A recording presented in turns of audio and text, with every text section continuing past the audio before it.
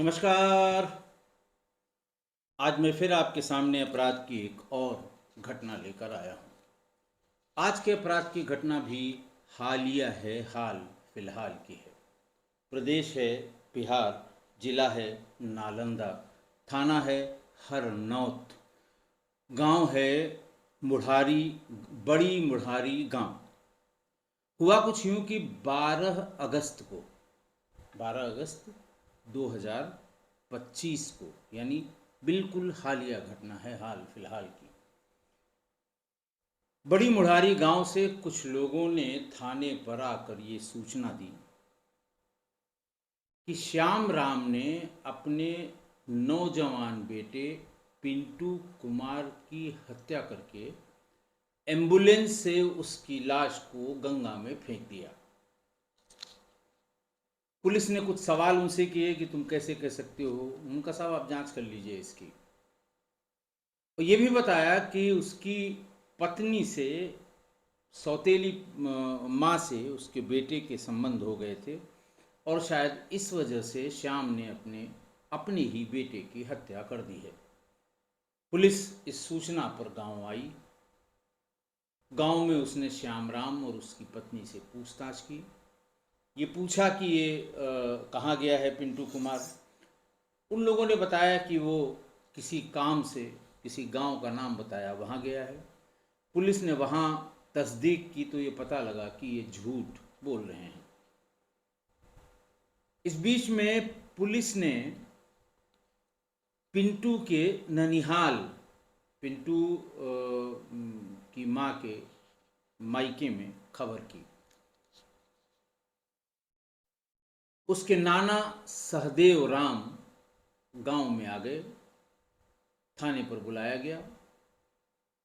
उनसे कहा गया, पुलिस ने कहा कि आप जाइए गांव में पता करिए कि ये जो बात बताई जा रही है कि पिंटू कुमार की हत्या उसके बाप श्याम राम ने अपनी पत्नी नीलू के सहयोग से हत्या कर दी और लाश को गंगा में, बहती गंगा, इस समय गंगा उफान पर है, बहती गंगा में फेंक दिया है। सहदेव राम गांव गए। गांव में उन्होंने जैसे ही पूछताछ शुरू की, पूरे गांव ने एक स्वर से बताया कि हाँ, ये बात बिल्कुल सही है। कल रात 10 तारीख की रात कुछ आपस में झगड़ा हुआ था। रात में ही इन लोगों ने एक एम्बुलेंस बुलाई और फला फला जगह ले गए जहाँ से ये गंगा एकदम उफान पर थी। वहीं से गंगा में इन्होंने लाश को फेंक दिया। पुलिस उसको लेकर, श्याम राम को लेकर वहाँ मौके पर गई जहाँ से उसे गंगा में फेंकना बताया गया। एनडीआरएफ, एसडीआरएफ सब बुलाई गई, लेकिन इतनी उफनी हुई गंगा में लाश मिलने का सवाल ही नहीं उठता। डाउन द स्ट्रीम आगे कहीं अगर वो 2-4 दिन बाद लाश किनारे लग जाएगी, तब शायद लाश की बरामदगी हो पाएगी। पुलिस ने उन दोनों को गिरफ्तार कर लिया और तब उन्होंने बताया कि हाँ साहब, हमने अपने बेटे पिंटू कुमार की हत्या कर दी है। पुलिस ने पूछा क्या वजह थी, क्यों हत्या की, कैसे हत्या की, लाश को इतनी जल्दी कैसे डिस्पोज ऑफ कर दिया, किसी को कानो कान खबर भी नहीं हुई। तो सौतेली माँ नीलू ने बताया कि मेरे पति की 3 शादियाँ हुई, मैं उसकी तीसरी पत्नी हूँ। पिंटू कुमार उसकी पहली पत्नी का बेटा है। पति दिल्ली में नौकरी करता है और वो नौकरी के टाइम में अक्सर महीने 2 महीने पर अपने गांव आते हैं। यहाँ मैं अपने बेटे उसी पिंटू कुमार के साथ और अपने 2 छोटे बच्चों के साथ रहती हूँ और अक्सर पिंटू कुमार मेरे साथ गलत व्यवहार करता था। गलत व्यवहार के बारे में पुलिस ने पूछा कि किस तरह का गलत व्यवहार, तो उसने कहा कि अब मैं क्या बताऊं। मतलब समझने वाली बात थी कि वो क्या करता रहा होगा। पुलिस ने पूछा कि तुमने इसके बारे में अपने पति को बताया, तो उसने कहा नहीं, मैंने पति को इसलिए नहीं बताया कि फिर वो गुस्सा होंगे और बात का बतंगड़ होगा। लेकिन घटना वाले दिन यानी 10 अगस्त को वो कुछ गलत मेरे साथ कर रहा था। मेरे पति ने देख लिया, मुझसे उन्होंने पूछा मैंने बताया कि ये ऐसे ही मेरे साथ करता है और मैं मारे डर के, इसके डर की वजह से आपसे बता नहीं पाई। और फिर हम दोनों ने मिलकर उसे मार दिया और मेरे पति ने गमछे से उसका गला घोट दिया। पति से पूछा गया, श्याम राम से, कि जो तुम्हारी पत्नी बात बता रही है ये सही है? उसने कहा, हाँ साहब ये सही है, ये मेरी तीसरी पत्नी है और मुझे गांव से ही किसी ने बताया था कि तुम्हारा जवान बेटा पिंटू कुमार, उसके संबंध तुम्हारी तीसरी पत्नी से हो गए हैं। मैं अब की बार लंबी छुट्टी लेकर आया और लगभग 20 दिनों से अपने गांव में हूँ। मैं इसी फिराक में 24 घंटे रहता था कि मुझे जो लोगों ने बताया है उसमें कितनी सच्चाई है, जब तक मैं अपनी आँखों से नहीं देख लूँ मुझे यकीन नहीं होगा। और फिर एक दिन मैंने अपने बेटे और अपनी पत्नी को रंगे हाथों पकड़ लिया। मैंने अपनी पत्नी से के साथ मारपीट की, तो उसने कहा कि देखो मैं तुमको बताने वाली थी, मैं इस वजह से, इस लड़के के डर की वजह से मैं तुमसे बता नहीं पा रही थी, लेकिन तुम दिल्ली में रहते हो, ये मेरे साथ बराबर इसी तरह की हरकत करता है। तब फिर श्याम राम ने कहा कि अगर तुम्हारी सहमति के बिना ऐसा करता है मैं इसको मारूंगा आज ही और तुमको मेरा साथ देना होगा। पत्नी नीलू तैयार हो गई, उसके पास कोई और ऑप्शन नहीं था। बहरहाल उन दोनों ने मिलकर गमछे से उसका गला कसकर और उसकी हत्या कर दी। हत्या के बाद श्याम राम ने अपने बड़े भाई शैलेंद्र राम और दोस्त दीना साव की मदद से एक एम्बुलेंस मंगवाई, ये कह के कि मेरे बेटे की तबीयत बहुत ज़्यादा ख़राब है, उसे अस्पताल तक ले जाना है।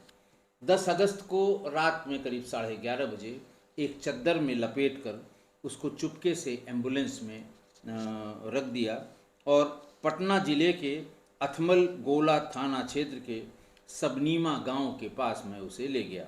और ऊपर से ही चूंकि गंगा उफनाई हुई थी, एकदम किनारे तक आ गई थी, तो जहाँ ऊंचाई पर, जिसको ठीहा कहते हैं, ठीहे के ठीक नीचे गंगा बह रही थी, मैंने रात में करीब 1 बजे के आसपास इस लाश को उसी में फेंक दिया। और उसके फेंकने में, लाश के फेंकने में श्याम के चाचा ने भी, श्याम ने बताया कि मेरे चाचा ने भी इसमें मेरी बड़ी मदद की थी। फिर थानाध्यक्ष इसको, श्याम राम को लेकर उस स्थान पर गए जहां पर शव को ठिकाने लगाने की बात की गई थी। एसडीआरएफ की टीम आई, स्थानीय गोताखोर आए, पूरा गांव लगा, लेकिन गंगा की तेज धार में, और जब इस समय खोज चल रही थी उस समय भी गंगा की धार बहुत तेज थी। लोगों ने बताया कि कोई फ़ायदा नहीं है, जब तक ये लाश 100-125 किलोमीटर दूर तक चली गई होगी। फिर पुलिस लौट आई। मैंने बताया कि उसके पिंटू के नाना सहदेवराम की तहरीर पे अपहरण और हत्या का मुकदमा लिखा गया और फिर इसकी तफ्तीश शुरू हुई। पूरी जानकारी करने के बाद ये बात पता लगी कि श्याम राम की ये तीसरी शादी थी। श्याम राम की पहली पत्नी से ही चिंटू की पैदाइश थी, यानी 1999 में श्याम राम की पहली शादी हुई थी और शादी के साल भर बाद ही इसकी पैदाइश हुई थी चिंटू, जिसकी हत्या की गई। 2012 में इसकी पत्नी ने स्वयं को आग लगाकर, यानी पिंटू की मां ने स्वयं को आग लगाकर आत्महत्या कर ली थी। और 3-4 महीने बाद ही वो दिल्ली से एक दूसरी महिला के साथ गांव आया और ये बताया कि हमने दिल्ली में शादी कर ली है, और वो दोनों बतौर पति पत्नी घर में रहने लगे। उस समय अंदाज है कि 12-13 साल उम्र रही होगी चिंटू की, जब उसको अपनी माँ के बाद दूसरी सौतेली माँ का आमना सामना हुआ और घर में एक साथ रहने लगे। 2 साल बाद यानी 2014 में ये दूसरी पत्नी भी इसका घर छोड़कर भाग गई। श्याम राम को टेलीफोन पर बताया गया कि उसकी दूसरी पत्नी सामान वामान लेकर घर छोड़कर भाग गई है। श्याम ने उससे संपर्क करने की कोशिश की, उसने कहा मैं दोबारा तुम्हारे घर कभी आ नहीं सकती। तो अगले महीने ही वो तीसरी पत्नी लेकर घर पहुंच गया। श्यामराम की उम्र करीब 45-46 साल होगी और तीसरी पत्नी उसकी जो आई, जिसका नाम नीलू था, उसकी उम्र बामुश्किल तमाम 25-26 साल रही होगी। और 2014 में वो आ गई थी, उसके 2 छोटे बच्चे भी थे और तब तक पिंटू भी जवान हो गया, 22-23 साल का हो गया। 14 के बाद से जब वो शादी उसको करके ले आया, जैसे भी ले आया, बहरहाल पत्नी की तरह वो उसे रखता रहा। गांव उसका, पूरा गांव उसे उसकी तीसरी पत्नी के रूप में जानता था। तो वो बीच बीच में जब अपनी नौकरी से दिल्ली से आता था, हालचाल लेता था और बच्चों की पढ़ाई लिखाई इन सब का पूरा इंतजाम वो करता था। हरनौत के थानाध्यक्ष अमरदीप कुमार ने बताया कि हत्या करके शव को गायब करने की सूचना पर वो लोग यहाँ आए थे और वहाँ इस तरह का कोई साक्ष्य मिला नहीं था। लेकिन उसके बाद उसके नाना के आवेदन पर हमने अपराध दर्ज किया था, किडनैपिंग और हत्या का। लेकिन अब हमें जो साक्ष्य है और पति पत्नी दोनों का जो एक बालिया बयान है, उससे हम इस निष्कर्ष पर पहुँचे हैं कि पिंटू कुमार की हत्या इन्हीं दोनों लोगों ने कर दी है। हालांकि इनमें से किसी ने ये सूचना पुलिस को नहीं दी थी, गांव वालों ने ये सूचना दी थी। तो 2 ही लोग गिरफ्तार हुए, श्याम राम और उनकी पत्नी नीलू देवी। बाकी वो एम्बुलेंस भी बरामद हुई, जिस एम्बुलेंस में इस शव को ले जाया गया था, और एम्बुलेंस के ड्राइवर ने पूरी बात बताई। शव को गंगा में फेंकने वाली पूरी कहानी उसने अच्छी तरह से बता दी। लेकिन इस पूरे अपराध में श्याम राम के बड़े भाई शैलेंद्र राम, पड़ोसी दीना साव और उसके चाचा की गिरफ्तारी के लिए पुलिस ताबड़तोड़ दबिश यानी रेड कर रही है, छापेमारी कर रही है। आज की घटना में आरोपी श्याम राम ने अपने ही बेटे पिंटू कुमार की हत्या कर दी। श्याम राम की पहली पत्नी का जो बेटा था, वही इस आज की घटना में मृतक है। नाम है पिंटू। जिस समय उसकी हत्या हुई उम्र थी 23 साल। जब वो 12 साल का था तब उसकी माँ ने आग लगाकर आत्महत्या कर ली थी। उसकी आत्महत्या करने के पीछे जो कारण था वो भी वही था कि उसको अपने पति के मुंह मारने की आदत का पता धीरे धीरे लग गया था। दिल्ली में वो जहाँ काम करता था वहीं गांव के और लोग भी काम करते थे और उनसे ही इसकी पहली पत्नी यानी पिंटू की माँ को पता चला कि उसका पति दिल्ली में किसी दूसरी महिला के साथ रह रहा है। और इसीलिए वो इस बीच में साल साल भर गांव नहीं आता था। पति पत्नी को इस बात को लेके झगड़ा हुआ। पत्नी ने कहा कि अब की बार तुम दिल्ली चलोगे, हम तुम्हारे साथ चलेंगे, बेटे को भी साथ ले चलेंगे, हमें देखना है तुम कहाँ काम करते हो और मुझे जो सूचना है वो भी वेरीफाई करनी है कि तुम वहाँ किसी दूसरी महिला के साथ रहते हो। जब वो जिद करने लगी दिल्ली जाने की तो उसके साथ बहुत मारपीट की श्याम राम ने, और इसी मारपीट के तुरंत बाद वो घर से मिट्टी का तेल लाई, अपने ऊपर छिड़क कर उसने आग लगा ली और उसकी मृत्यु हो गई। गांव वालों ने पुलिस को इत्तला की कि साहब एक महिला ने अपने पति की मारपीट से आज ही जाकर अपने ऊपर केरोसिन डालकर आत्महत्या कर ली है। तब तक 2 घंटे के भीतर ही श्याम राम अपनी पत्नी को वहां से ले गया और उसका अंतिम संस्कार कर दिया। सूचना मिलने के 4-5 घंटे बाद जब पुलिस आई तब तक वो अंतिम संस्कार करके घर वापस आ गया था। लोगों ने बताया कि साहब ऐसे ऐसे हुआ है। घर का मुआयना किया गया तो वहाँ मिट्टी के तेल की ताज़ी दुर्गंध, पत्नी के जो जले हुए कपड़े, ये सब पुलिस को मिल गए।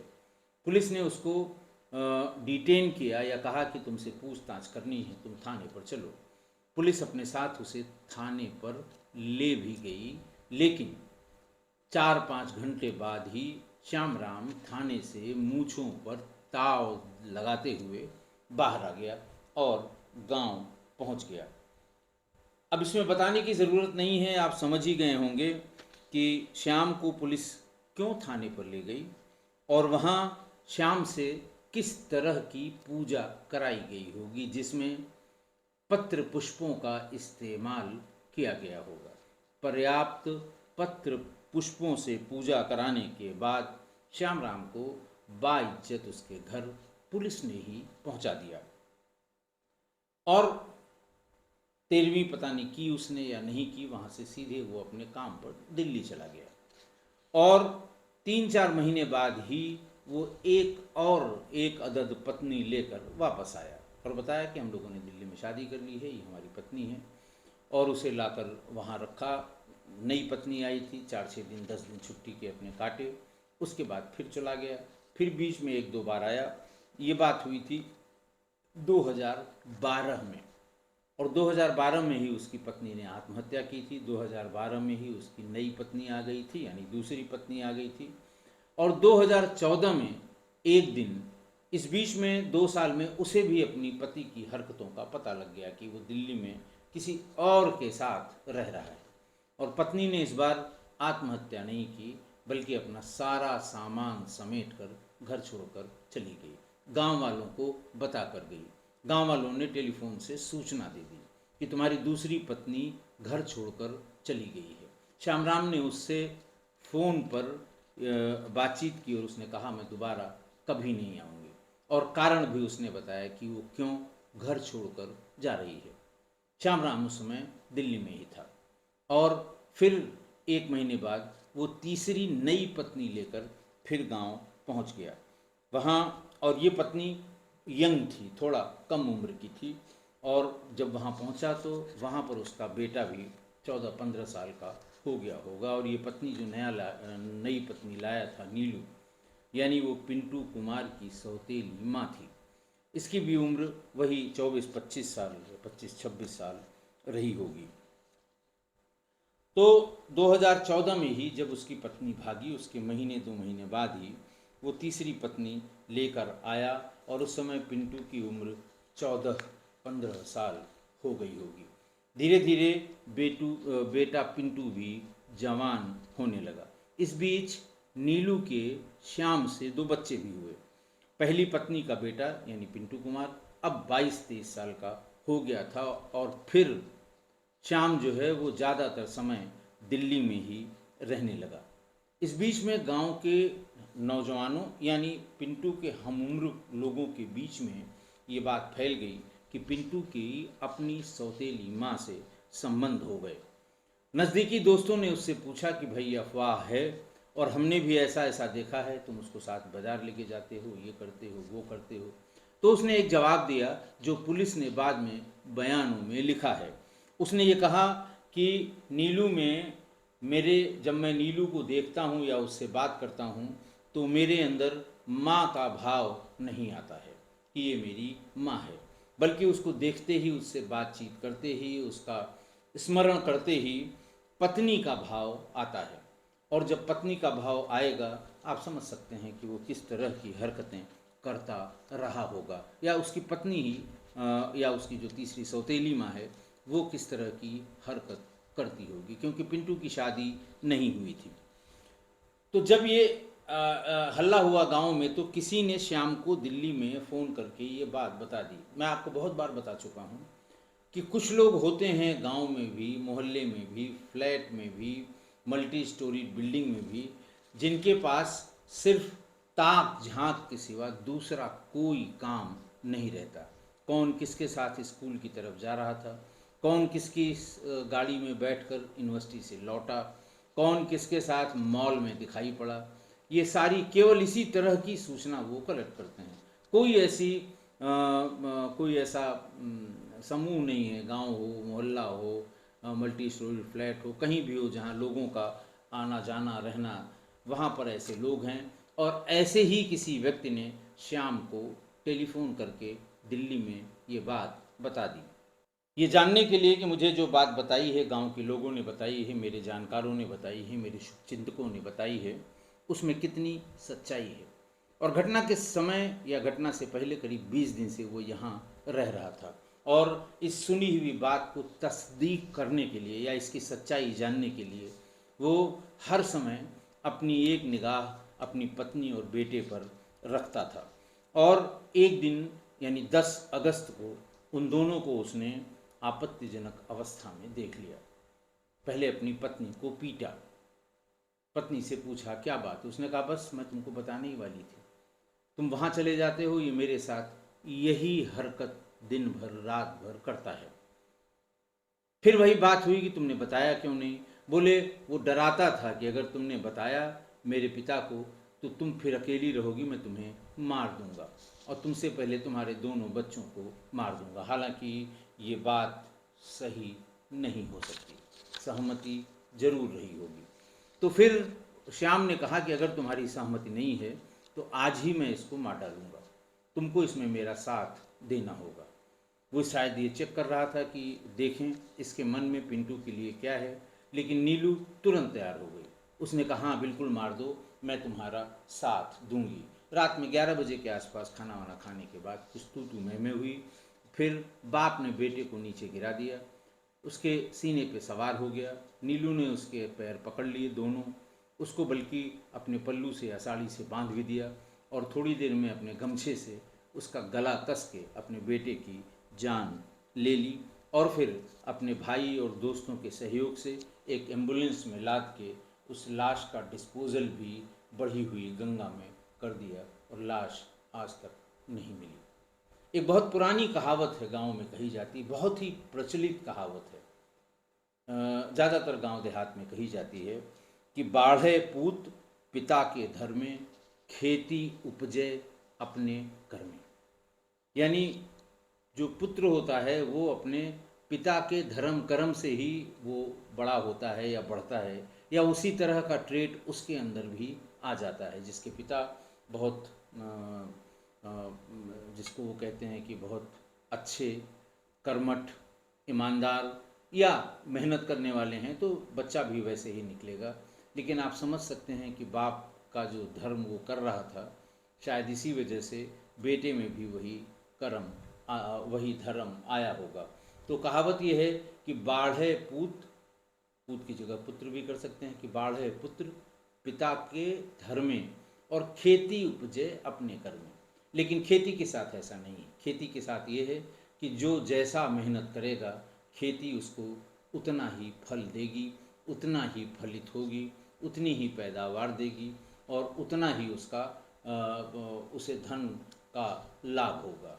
तो यहाँ वही हुआ, बाढ़े पूत पिता के धर्म में। जो पिता कर रहे थे पुत्र के